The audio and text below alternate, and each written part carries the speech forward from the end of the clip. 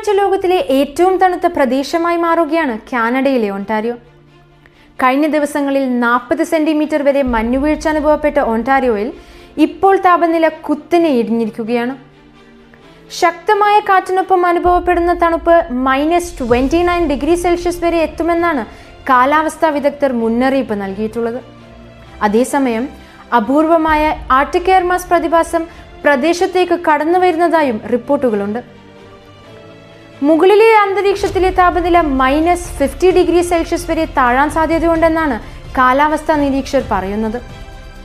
ഇത്തരം അത്യന്തമായ തണുപ്പ് സാധാരണയായി സൈബീരിയയിൽ കഠിനമായ വിന്ററിൽ മാത്രമേ അനുഭവപ്പെട്ടിട്ടുള്ളൂ.